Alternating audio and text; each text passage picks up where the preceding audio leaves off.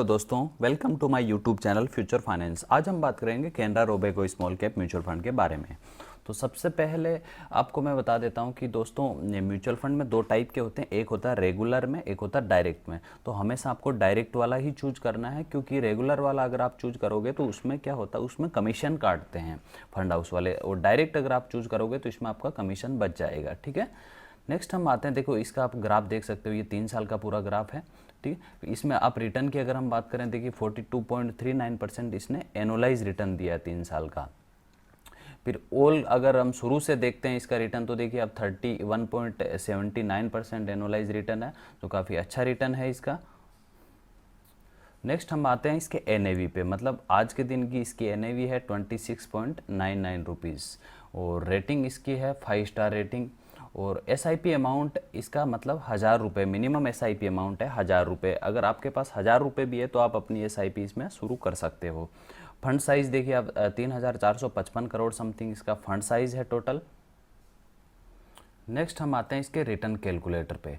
तो return suppose कीजिए आपने अगर 5000 रुपये की एसआईपी शुरू की होती 3 साल पहले, तो 5000 रुपये पर मंथ हम इन्वेस्ट कर रहे हैं 3 साल में, तो इसका जो अपना टोटल इन्वेस्टमेंट होता, मतलब हमने इन्वेस्ट किया होता, वो है 1,80,000। जो इसका रिटर्न देखिए आप 85.40 रिटर्न है, मतलब 3,33,720 रुपये। तो काफ़ी अच्छा रिटर्न इसको हम मान सकते हैं। तो अब बिल्कुल इस म्यूचुअल फंड को आप कंसिडर कर सकते हो अगर आप इन्वेस्टमेंट करना चाहते हो इसमें तो। और दोस्तों, अगर अभी तक आपने हमारे यूट्यूब चैनल को सब्सक्राइब नहीं किया तो प्लीज़ हमारे यूट्यूब चैनल को सब्सक्राइब करके बेल आइकन को ज़रूर दबाएं, ताकि जब भी मैं फ्यूचर में वीडियोस बनाऊं तो सबसे पहले आपको मिल सकें। फिर हम चलते हैं इसके रिटर्न्स एंड रैंकिंग्स पे। तो इसकी देखिए आप कैटेगरी देखिए, इक्विटी स्मॉल कैप कैटेगरी है।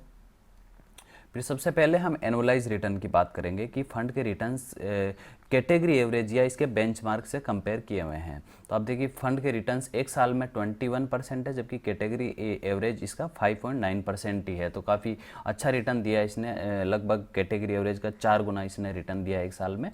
और अगर 3 साल की हम बात करें तो देखो कैटेगरी एवरेज ने 32.8% रिटर्न है, जबकि इसने 42.4% रिटर्न दिया है। और अगर ऑल की बात करें तो 31% इसने रिटर्न दिया है।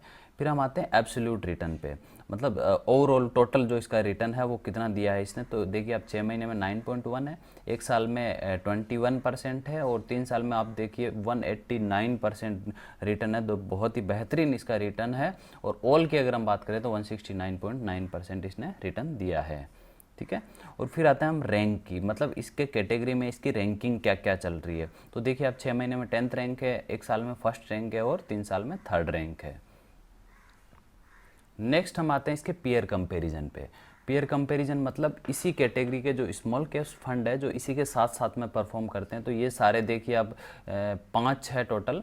तो इनमें आप देख सकते हो इनकी देखिए रेटिंग क्या क्या है, एक साल के रिटर्न कितने, 3 साल के रिटर्न कितने, फंड साइज क्या है। तो ये सारे आपको देख के आइडिया लग जाएगा कि हम जो ये म्यूचुअल फंड है इसका रिटर्न कैसा है, ये कैसा परफॉर्म कर रहा है, इनसे आप कंपेयर करके आप देख सकते हो। ठीक है,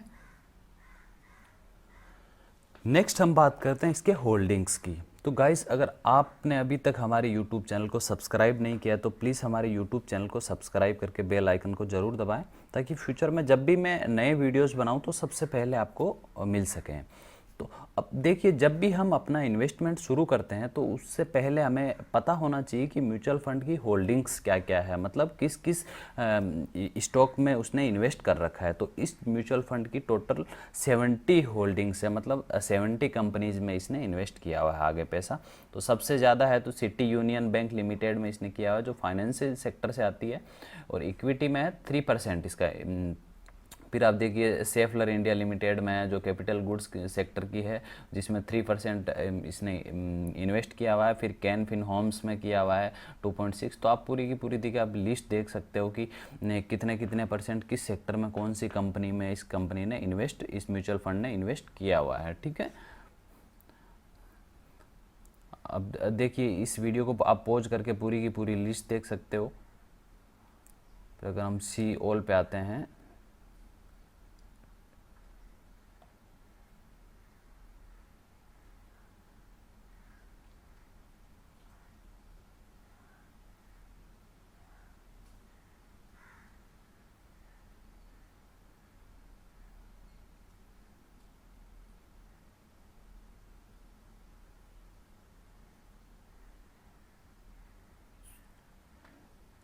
तो इतनी सारी मतलब टोटल इतना डाइवर्सिफाइड फंड है ये कि देखिए आप 70 कंपनीज में इसने इन्वेस्ट किया हुआ है। तो आप पूरी की पूरी लिस्ट देख के आप आइडिया लगा सकते हो कि आपको इसमें इन्वेस्ट करना चाहिए कि नहीं करना चाहिए। नेक्स्ट हम आते हैं इसके होल्डिंग एनालिसिस पे। मतलब इसमें देखिए आप इक्विटी अगर बात करें तो जो 93.7% जो पैसा है वो देखिए आप ओनली इक्विटी में लगा हुआ है, और कैश में 6.3% पैसा है इनके पास में। नेक्स्ट हम बात करते हैं इक्विटी सेक्टर अलोकेशन की। मतलब इस म्यूचुअल फंड का आगे जो पैसा लगा हो किस किस सेक्टर में कितना परसेंटेज लगा हो, जो बहुत ज़रूरी है आपको इन्वेस्ट करने से पहले पता होना चाहिए कि अपना पैसा किस सेक्टर में कितना परसेंट जा रहा है। तो इस म्यूचुअल फंड का सबसे ज़्यादा अगर पैसा है वो सर्विसेज में है 19% है, फिर देखिए आप फाइनेंशियल में 18.2% है, अदर्स में 17.8% है, कंस्ट्रक्शन में 13.1% है, और कैपिटल गुड्स में 12.4% है, केमिकल्स में 11.2% है, और कंज्यूमर स्टेपल्स में 8.3% है। तो आप सारी की सारी देखिए आप सेक्टर देख सकते हो कि इस सेक्टर में इतना पैसा हमारा जा रहा है। नेक्स्ट हम बात करते हैं इसके एक्सपेंस रेशियो, एग्जिट लोड और टैक्स की।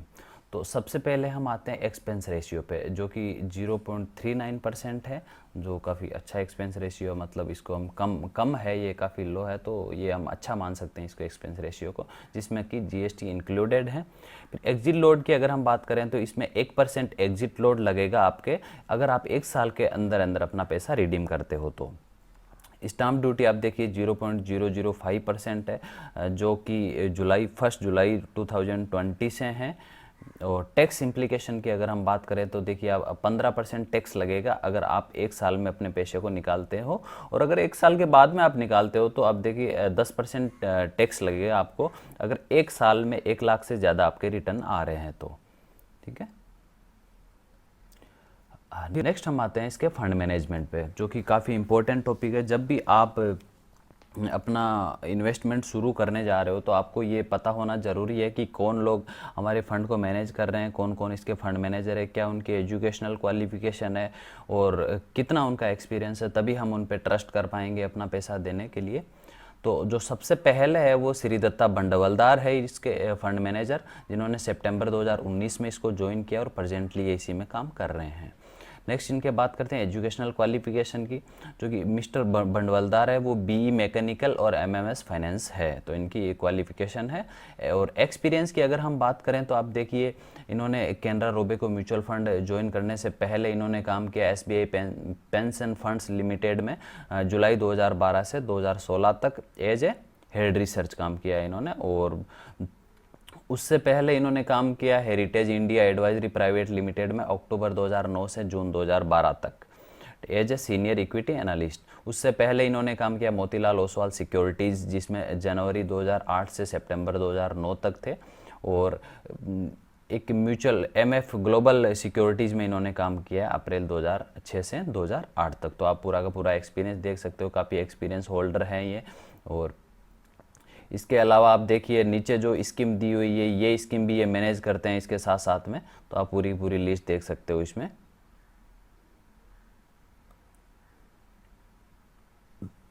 फिर हम आते हैं इसके सेकंड फंड मैनेजर पे, जो कि अजय खंडेलवाल इनका नाम है, और दिसंबर 2021 में इन्होंने इस फंड को ज्वाइन किया और प्रेजेंटली इसी में काम कर रहे हैं। इनके अगर एजुकेशनल क्वालिफिकेशन की हम बात करें तो ये एमबीए और बैचलर ऑफ इंजीनियरिंग है। और एक्सपीरियंस की देखिए आप, इन्होंने Canara Robeco mutual fund join करने से पहले इन्होंने कहाँ किया है, बीओआई एक्सा म्यूचुअल फंड में काम किया, B&K सिक्योरिटीज़ एंड इन्फोसिस में इन्होंने काम किया। तो काफ़ी अच्छा इनका एक्सपीरियंस है, काफ़ी वेल क्वालिफाइड फंड मैनेजर है दोनों के दोनों। तो दोस्तों अगर आपको हमारा ये वीडियो अच्छा लगा हो तो प्लीज़ हमारी वीडियो को लाइक करके हमारे चैनल को सब्सक्राइब करके बेल आइकन को ज़रूर दबाएं, ताकि जब भी फ्यूचर में मैं नए वीडियोज़ बनाऊँ तो सबसे पहले आपको मिल सकें। Okay, thank you so much for watching my video.